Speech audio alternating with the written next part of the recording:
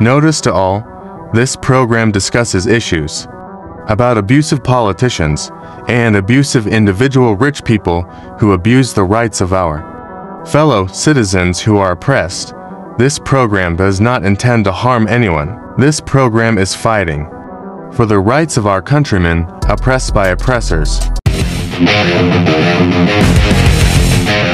Epipanyo Labrador, komentaristang walang inuurungan, walang kinakatakutan, komentarista na nagsasabi ng katotohanan lalo na kung pinaglalaban ay para sa mga maralita at sa mga inaapi ng mga tao mapang-abuso sa kanilang mga kapangyarihan.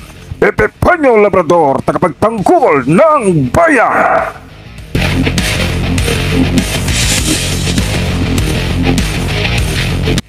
Sundan at pakinggan ang kanyang pakikipaglaban para sa karapatan ng ating mga kababayan. Epipanyo Labrador!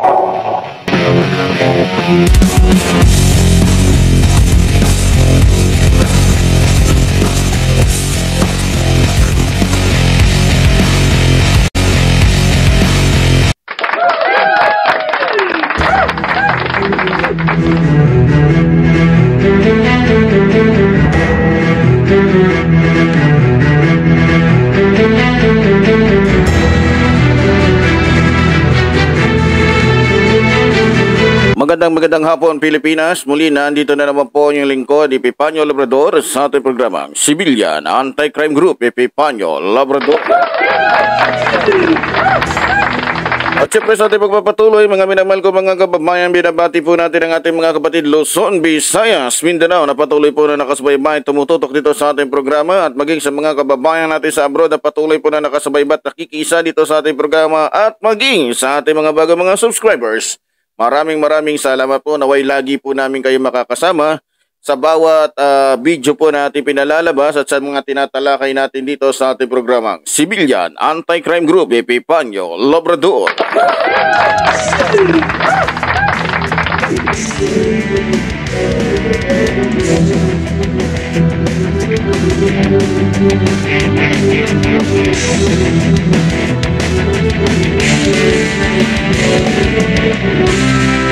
At sa pong ito mga minamahal ko mga kababayan, napakahalaga po ng ating pag-uusapan ngayon, tatalakayin. Ito po ay tungkol sa pangyayari ho itong nakarang eleksyon na kung saan may nangyari pong dayaan sa pamamagitan po ng Smart Magic, na kung saan isang IP address lamang ang nagpapadala ng mga boto. At sila ho ang nagka-count ng mga boto na kung saan kahit hindi pa na-send ng isang presinto yung bilang sa kanilang munisipyo, abay mayroon ng computation. At balita ho, sa unang bilang ay 51% agad. Ibig sabihin, kahit pa mag-count ng panalo na agad sila. Magandang trabaho ito ng Smartmatic kung saan siguro napakalaki ho ng natanggap nito.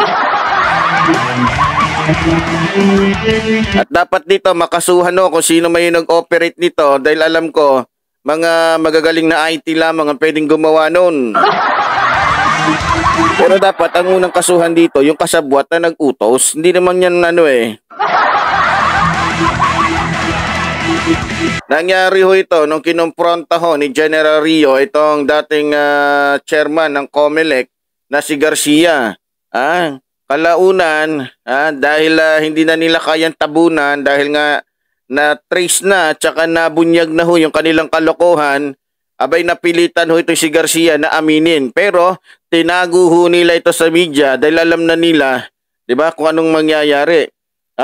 Ibig sabihin ho, nanalo itong si Sara na mukhang ilong ni Duterte at nanalo itong si Bongbong Marcos dahil sa pandaraya.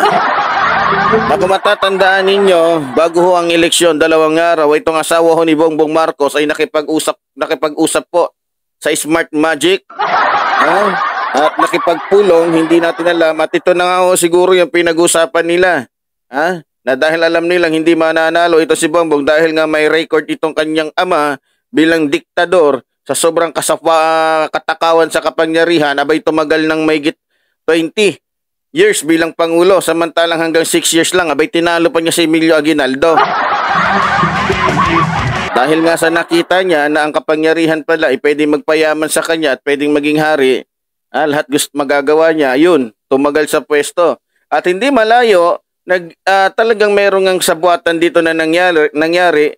Kaya nga nakikita ko hindi na ho ligtas gamitin itong tinatawag natin na smart magic. Dahil pag nabayaran ng malaki itong operator ng smart magic, ay sigurado na kahit pa manalo ang mga politiko na kalaban nitong mga ito, hindi mananalo sapagkat sila na ang nagdidesisyon. Meron po tayong pag-uusapan dito, 3 kababalaghan na nangyari noong 2022. 3 kababalaghan noong 2022 election. Unang kababalaghan, ito po yung pag-uusapan natin. Halos 99 ng election returns galing sa NCR. Biro mo galing sa NCR. Nasaan na yung galing sa Mindanao, galing sa Bisaya? Yari tayo. Ito po yung hindi mapaliwanag ni Garcia, kaya itong si Garcia halos mabulunan. Hindi niya alam kung anong dapat niyang sabihin. Halos 99% ng election returns galing sa NCR, biro mo. Ibig sabihin hindi bumoto yung Bisaya at saka yung Mindanao. Dapat, kung titignan ho ninyo, dapat ho yan, palagay na natin, mas marami sa Maynila, 40% lang ho ang dapat nanggagaling doon, 30% sa Mindanao, 30% din sa Visayas. Na nangyari, 99% galing na sa Luzon. Galing na sa 99% ng election returns galing sa NCR o National Capital Region na natanggap ng transparency sa server noong unang oras ng bilangan. Biro mo, unang oras pa lang. Abay, laking ngiti agad ni Marcos pero alam ko gumastos to ng napakalaki dahil hindi papayag ang Smartmatic na utusan lang sila ng ganun. Gumawa sila ng ganung klaseng manipula nang hindi malaki ang binayad sa kanila. Transparency server noong unang oras ng bilangan ay galing lang po, pinadala lang sa isang computer. Anong nangyayari doon sa ibang computer? Dito natin to, mabubuking na itong Smartmatic na to. Mga santambak na mga hinayupak kayo dyan, mga santambak kayo ng mga demonyo. Mga buhay pa kayo dahil lang sa pera. At taong bayan ang niloko ninyo, kayo mga nasa Smartmatic. Mga santambak kayo ng mga inutil at mga mandurugas katulad ng mga politiko na nagbayad sa inyo para gawin ito. At hindi pa kayo mamatay-matay, mga hinayupak kayo. Uulitin ko, 99% ng 10 tuloy ng 10,462 na election returns na galing sa NCR na natanggap ng transparency server sa unang oras ng bilangan. Galing lang sa iisang computer, yung computer na may IP address na 192.168.02. Ito po yung nagpapagalaw lang. Ito lang. Kung baga, yung ibang mga IP address ng computer, hindi ho nakakasend. Kung baga, kontrolado ng iisang computer, yung lahat ng computer sa buong bansa.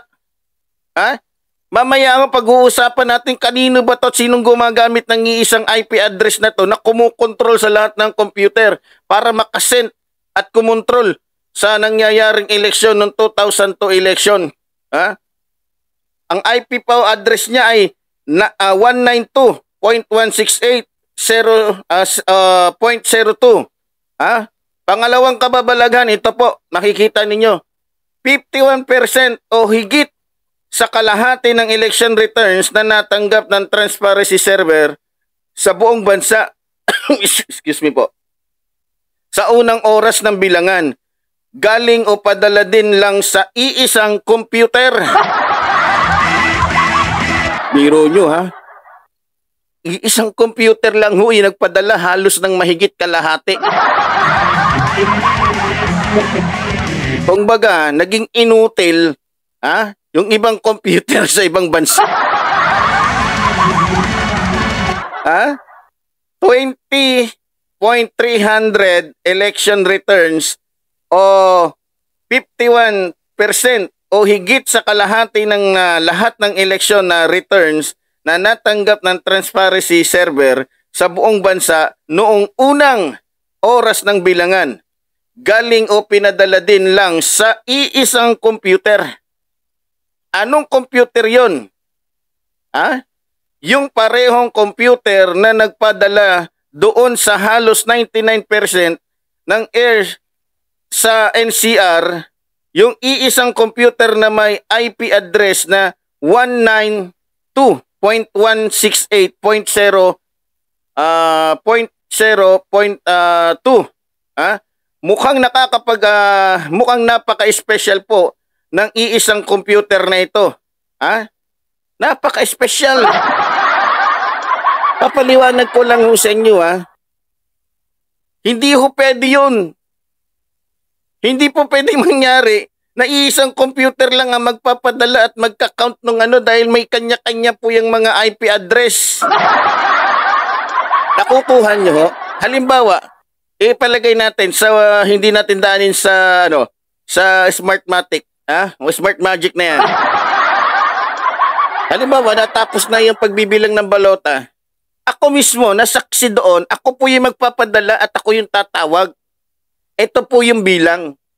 Ang nangyari ho kasi, ako yung nandoon, pero iba yung nag-report doon sa pinaka-main. Nakukuha ninyo? Babawa, ang bilangan ni sa Bohol. Ako yung nasa Bohol. Imbes na ako yung mag-report doon na ito yung bilang, ang nag-report yung iba.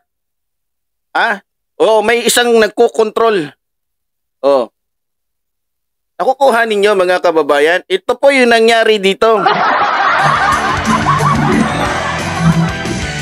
Ito pa ho, ito yung pangatlong kababalaghan na dapat malaman ng ating mga kababayan. Napakaraming heirs o election returns na naunang natanggap ng transparency server sa Manila kahit na hindi pa sila nagpapadala ng voting present. Biro mo wala pang voting presence. Wala pa. Hindi pa nila pinadala sa mga probinsya. Galing naman natanggap ng COMELEC transparency server sa Manila. Kahit na hindi pa nagpapadala ng voting presence sa probinsya, paano nangyari yon? Ano yung magic? Ano yung magic na nangyari? Biro mo hindi pa na, halimbawa ako yung main, tatawag ako sa'yo. Ipipan nyo. Ilan yung naging dyan? Ilan yung naging bilang nung kay ganito, kay ganyan? Abay, hindi pa nagpapadala at hindi pa nakakasagot yung tao doon, bilang na. Bilang. Ang galing. Sobrang galing. Smartmagic nga. Bibigyan ko kayo ng example dito sa Smartmatic na to, example po. Yung air na present ID, halimbawa yung doon sa munisipyo, ang present ID niya ay, ito yung IP 290-300-42. Sa halimbawa ito ay sa Tayak Bantay, Ilocos Sur. Halimbawa doon ho to. Natanggap na ng transparency server ng 1 oras. Siyempre, 9 minuto at 20 segundos. Bago pa, ito papaliwanag ko sa inyo halimbawa ito sa Bantay, Ilocos Sur. Natanggap na ng transparency server ng 1 oras.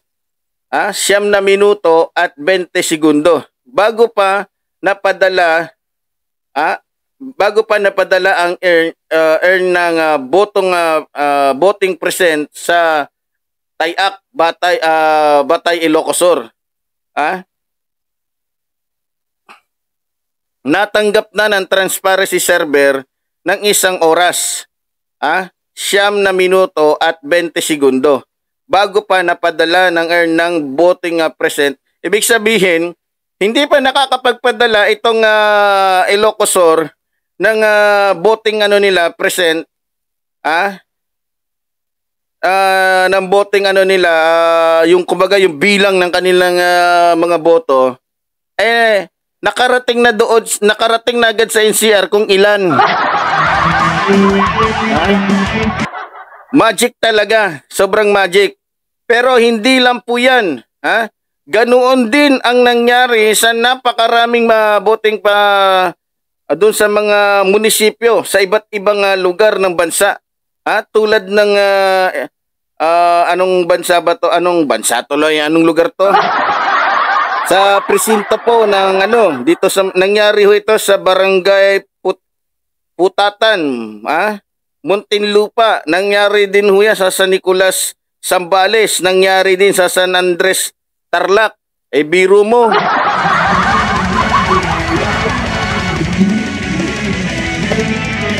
Pare-pareho silang nakakita at napansin sa nangyaring ito. Naunang natanggap ng transparency server ang election result kahit na hindi pa napapadala ng mga voting present nila. Ibig sabihin, hindi pa nagpapadala itong mga munisipyo doon sa namamahala nitong eleksyon na ito, yung COMELEC, bilang na agad ng alam na agad ng COMELEC. 99% agad. Sino po ang sender o nagpapadala ng mga earns na yon? Yung iisang computer lang po, na mayroong IP address na 192.168 o 0.2. Itong nag-iisang computer na may IP address na ito, isang sikretong computer po. Sikreto po itong inilagay at ikinabit sa transparency server ng COMELEC. Ibig sabihin, may kinalaman ho dito ang COMELEC. At sila ang dapat managot nito. Alam po ito ng COMELEC, pero itinago po ito ng COMELEC sa media at sa publiko. Pero noong July, ito tinago ho ng mga demonyong taga-COMELEC. Mga hinayupak kayo dyan. Ba't hindi pa maubos ang pamilya ninyo? Ito lang masasabi ko, kayo mga nasa COMELEC na nakipagsabuatan dito kay Cholokoy na Marcos at saka dito sa mukhang ilong na si Sara.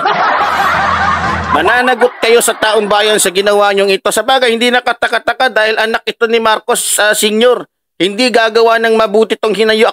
Idol pa naman kitang Marcos ka. Wisit ka, pinagmalaki pa naman kita dito. Talagang walang gagawin tong dalawang ito. Talaga pagka magkakaibigan, sino ba naman magkakaibigan? Pag mga kaibigan, kung anong galaw ng isa, galaw din ng lahat. Pero ito nangyari noong July 26, 2023, isang taon pagkatapos ng eleksyon, nabuking at napilitang aminin ni COMELEC Chairman Garcia na sila ang naglagay at gumamit ng computer na yun na may IP address na 192.168.0.2. Pagkatapos na siya ay kinompronta ng grupo ni General Rio. Mga kababayan, napakalinaw po ng ebidensya. Ang resulta ng 2000 eleksyon ay pre-program at fabricated. Gawa-gawa lang nila para manalo si Marcos at si Sara. Ninakaw po ang boto ng sambayanang Pilipino.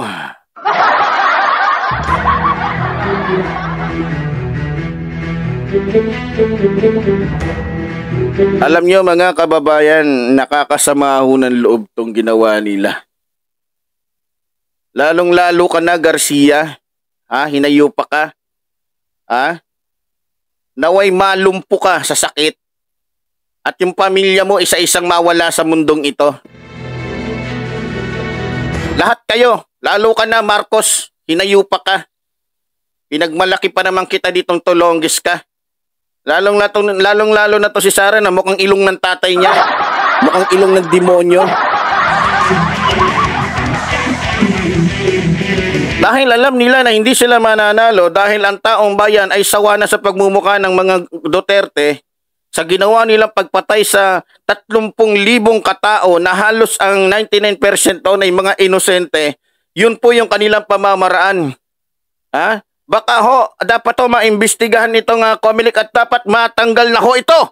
Ha? Ay nako. Mga punyeta kayo dyan sa Comelec. Mga tinamaan kayo, nabubuhay kayo sa mga kasamaan ninyo dyan. Ha? Paghahampasin ko yung mga ulo ninyo, mga buwisit kayo.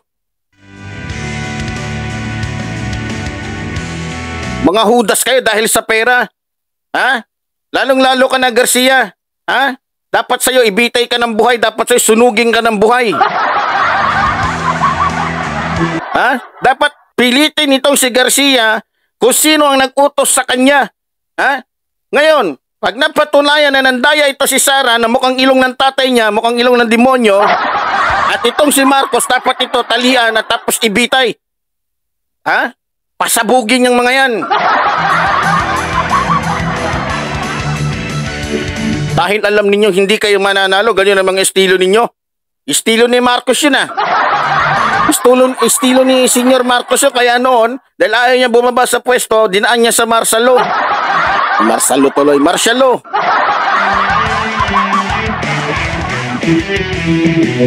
Wala pala tong dalawa na to. Wala talagang gagawing matino tong mga to.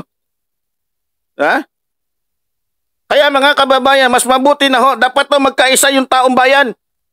Kung ganun man lang din na namamanipula ng isang tao lamang, yung eleksyon, ha? Na mga magagaling sa computer yung eleksyon, tanggalin na yung smart magic na yan. Nahinayo pa kayo, mga santamba kayo ng mga hudas, mga walang niya, mga walang modo, mga magnanakaw, mga walang puso.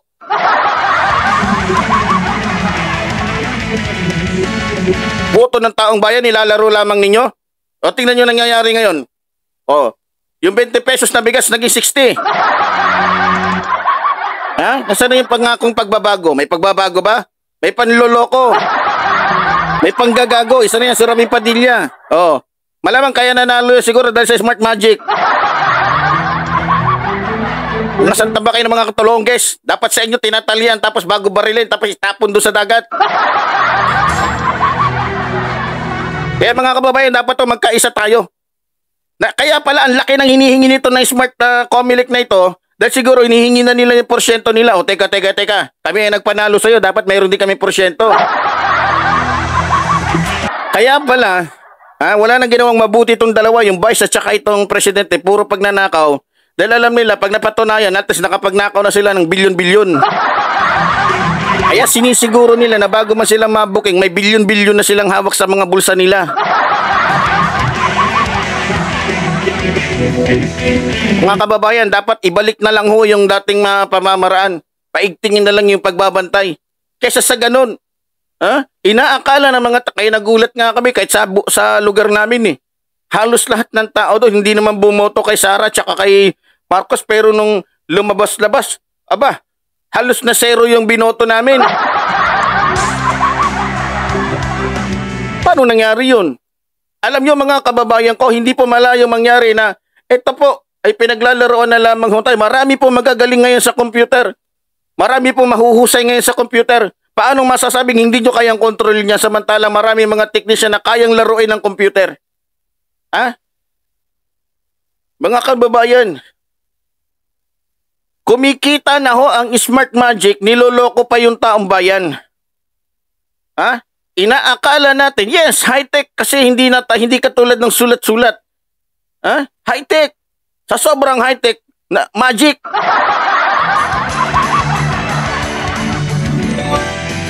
Kaya dapat to ipaglaban ni Lenny. Ipaglaban ho ng mga politiko na natalo, no? Dapat to ibalik ang eleksyon. Ibalik ko. Dapat ibalik yan. Kaya hindi ka panipaniwala na nanalo ito si Sara samantalang ang dami na hong sumusuka sa mga ito. Tingnan nyo ginagawa ni Sara. Hindi na kontento sa isang kapangyarihan, kinuha pa yung kapangyarihan sa DepEd para lang gamitin para makapagnakaw na makapagnakaw.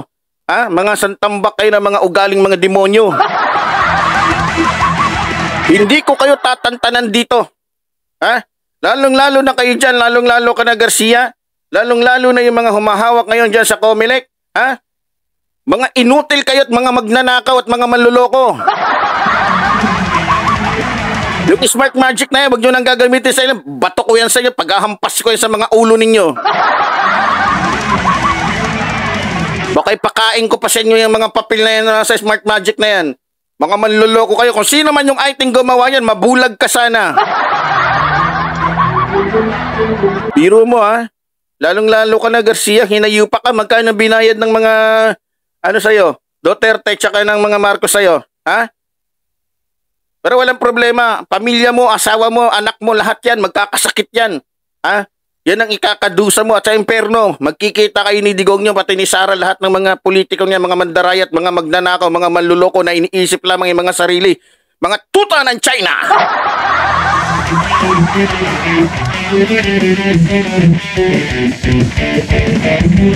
Mga tulonggis kayo. Tapos ang laki-laki ng hinihingi ninyo, 27 billion. 27 billion. Tapos niloloko nyo yung taong bayan. Wala naman palang pakinabang yung Smartmatic na yan. Imbes na maging fair yung hindi. Kasi may kumukontrol pala. Gamit yung computer. Ibig sabihin, yung machine na ito, kayang kontrolin ng iisang computer.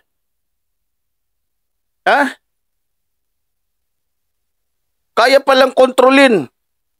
Biro mo, 99% agad. May bilang na agad. Tapos lahat ng 99 na yan, naka-address doon. Sa iisang tao. Kay Marcos at saka kay Sara.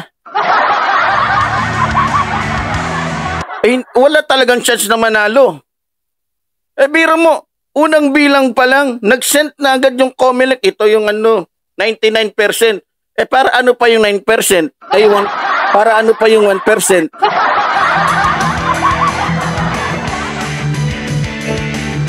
Siyempre, hindi to mararamdaman ng mga supporter ni Marcos kasi Marcos sila Okay lang sa kanila kahit mandaraya yung idolo nila, magnanakaw, manluloko yung idolo nila. Lalo na doon sa mga nag-iidolo kay Sara. Okay lang sa kanila yan. Kasi wala silang puso. Ako dito, sa total, di ba nakikita nyo? Hinangaan ko pa dito si Marcos. Punyeta. Malaman lamang ko. Kasabot pala to si Garcia. Minanipula. Ay, ako naman. Tayo dito. Ang iniisip natin yung karapatan, yung kapakanan ng taong bayan. Kung ganito yung pamamaraan, na yung Comelec pala ang nasusunod kung sino ang gusto nilang maging presidente, bakit bibili pa tayo at bakit hinahayaan ng gobyerno na gumastos tayo ng bilyon-bilyon para dito sa mga machine na to, na kung iisa rin palang tao ang mag-ooperate nito. Diba? Para magkaroon po tayo ng tunay na kalayaan sa pagboto, alisin na itong smart magic na ito. Mga tulonggis kayo dyan sa Comelec, mga santambak kayo ng mga demonyo dyan. Tanggalin nyo na nga yung Comelec. Ay, nako. Salamat. Sa ito talaga sigar, sarap mo talagang bugbuging tao ka. Sarap mo paggulungin habang sinisipa. Kaya pala nagtaka kami. Ang dami yung nagtaka ng panahon na yun. Samantalang sa lugar na yun, zero itong dapat si Sara at si Bongbong. Pero nangyari, kabaliktaran. Yung tatay ko na talagang supporter ni Lenny, lolo ko, supporter ni Lenny, nagtaka. Dahil doon sa barangay namin, doon sa munisipyo namin, halos 99% ay kay Lenny. Nung lumabas yung election, halos na zero si Lenny. Tignan nyo kung anong ginawang manipulasyon nitong Comelec na ito. Kayo dyan sa Comelec nabubuhay kayo sa panloloko. Lalong-lalo na kayo dyan sa Smart Magic. Smart Magic, listen to me. Salamat ka, hindi ako masyado sa English. I punch you. You punch me. I punch you also. Kala mo mga santamba kayo ng mga inutil dyan, mga manluloko. Alang yan mga kababayan, kaya pala na magic.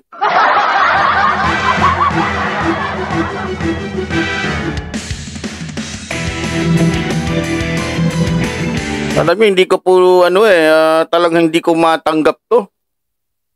Bakit ganito? Garcia, total, umamin ka na lang din, Garcia. Pangatawanan mo na to. Mamili ka. Mananagot ka sa taong bayan, pati sa impyerno, o mananagot ka lang sa taong bayan at mabibigyan mo ng hustisya yung kabulukan dito sa Pilipinas katulad ng ginawa ninyo kasama yung Smart Magic. Mamili ka, Garcia. O isusumpa ka ng libu-libong tao dahil sa kalokohan mo. Tuwan-tuwa si Marcos. Sarap manalo, Marcos, Bongbong Marcos, masarap manalo? Na Smart Magic yung nagdidesisyon? Siyempre, tuwan-tuwa si Sara Duterte. Bagong muka o makapal yung muka? Bagong muka, makakapal ang muka. Nanalo daw sila dahil sa gusto ng tao. Pero ang totoo, gusto lang ng Comelec gamit ang Smart Magic. Grabe. Ito na pala ang paraan ngayon ng mga mandarambong at mga magnanakaw at mga maka-China. Kailangan lang kausapin yung Comelec at kuntsabahin yung Smartmatic.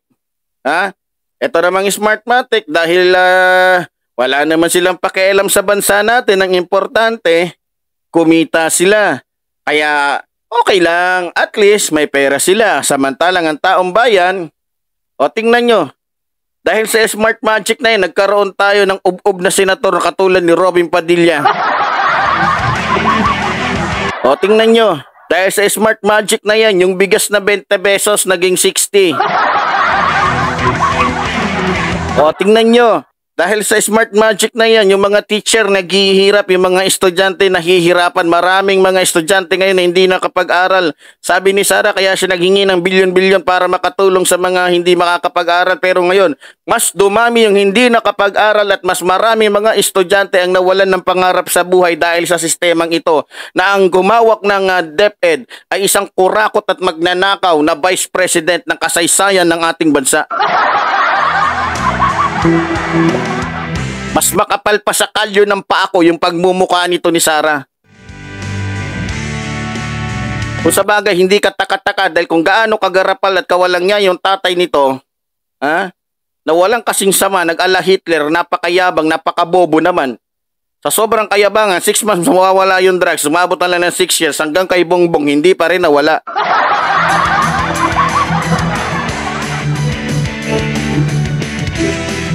Kaya dapat magkaisa ang taong bayan kung talagang gusto po ninyo ng kapayapaan at tunay na eleksyon. Alisin na itong Smart Magic na to dahil natuklasan na at kumpirmado na pwede palang kontrolin ng iisang tao lang, ng iisang computer lang. Kaya kung magkakaroon po ng isa pang eleksyon at darating na eleksyon na ito, huwag na po hayaan na makapasok pa ito. Smart Magic, nagiging bilyonaryo sila. Nagiging bilyonaryo sila sa pamamagitan ng kanilang panloloko.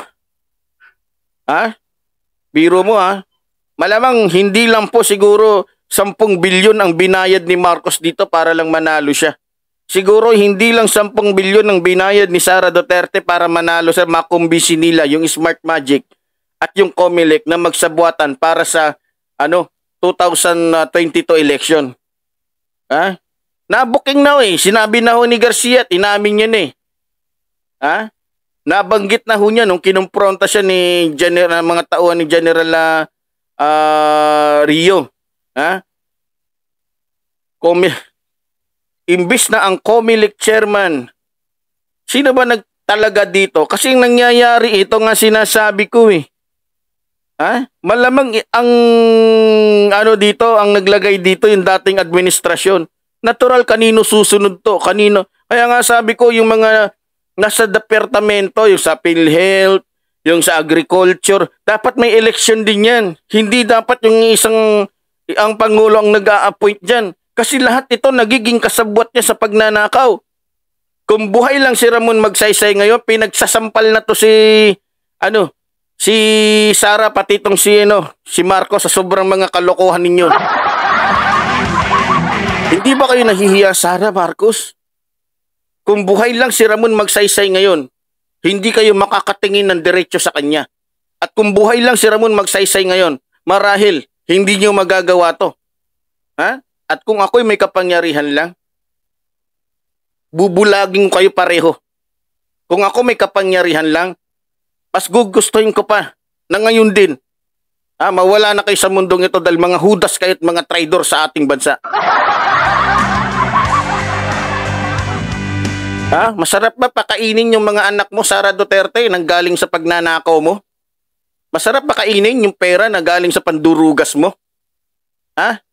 Pati sa'yo, Bongbong Marcos, nabuhay na naman sa pagkatao mo yung diktador na si Ferdinand Marcos Sr., isang mandarambong, isang killer. Grabe. Wala na talaga. Palubog na ho itong bansa natin. Hanggat narito tong dalawang ito, hindi po magkakaroon ng pagbabago sapagkat ito po ay pinadala ng demonyo dito sa mundong ito para maghasik ng kadiliman, kahirapan, pagdurusa. Lahat na po nasa kanila na. Kaya sumasaludo ako kay General Rio. Asahan mo, sabihin nyo lang sa akin kung ano yung dapat kong gawin dito para po masuportahan kayo.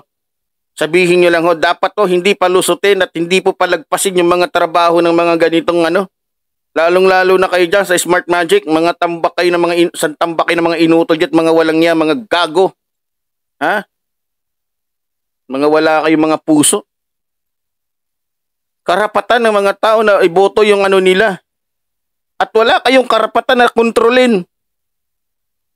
Pambababoy, pambabastos, pang-iinsulto, pagtapak sa karapatan ng mga taong gusto nilang ihalal ang isang tao. Nagtaka ako, imbis na yung mga matatalino katulad ni Eliazar, katulad ng matatalinong mga politiko dyan, yung tuloy yung wala dyan, yung pala na manipula na ninyo. Kaya pala todo sip-sip itong si Robin Padilla dahil alam niya, walang boboto sa kanya. Walang boboto sa kanya dahil alam ng lahat, ob-ob to. At is-convict to. Nagtaka ka siya pa yung nanguna, kaya pala sobrang sip-sip niya kay Duterte, yung pala, naisama ito doon sa, kay Sara. Di ba? Dahil bayad, sama niyo ako, lahat naman ginawa ko sa inyo. Nakipagla, hinaamon ko pa nga si Trillanes na suntukan eh.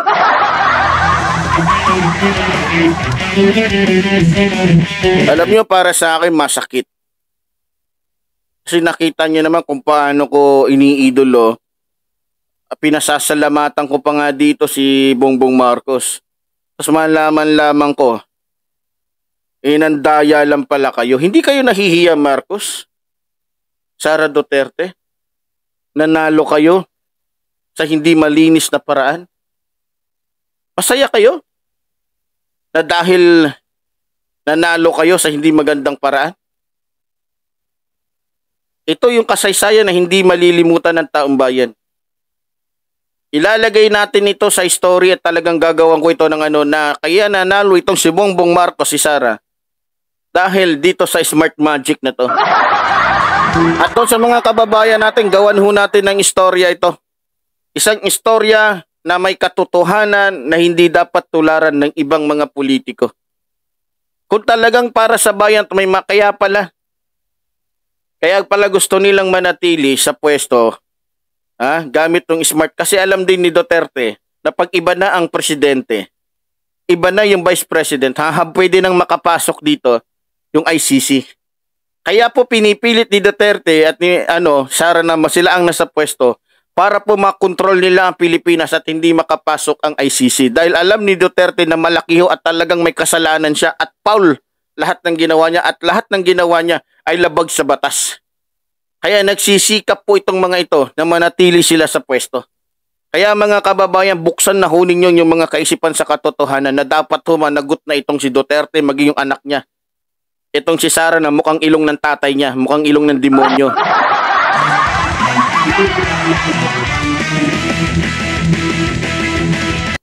Ang hilig magsusuot ng pit, buti sana kung may katawan. Mahilig mag-lipstick, nagmumukha ka tuloy yung cartoons doon na ang pangit parang sa Beauty and the Beast.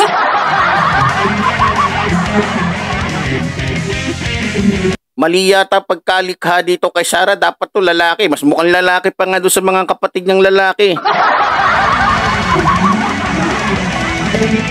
Wala, sa totoo lang. Wala palang, kaya pala puro pagnanakaw na lang ang ginagawa nito ni Bongbong tsaka ni Sara dahil malaki ang pinuhunan nito para lamang mabayaran yung Comelec pati yung Smart Magic. Kaya naghahabol sila na makuha yung bilyon-bilyon. Kasi naniniwala ako bilyon-bilyon din yung pinuhunan nila para lang manalo sila at manatili sa pwesto. Ngayon na natuklasan na ho ito at mismo inamin na ho ni Garcia, kayo na po ang magdesisyon kung dapat pa ba na gamitin itong Smart Magic na ito na samantalang kaya palang kontrolin ng iisang IP address o ng iisang computer lang. E biro mo, hindi pa nagka-count, nagpadala na agad ng result yung Comelec, 99%, Bongbong yung panalo. Hindi ba kayo nagtaka doon?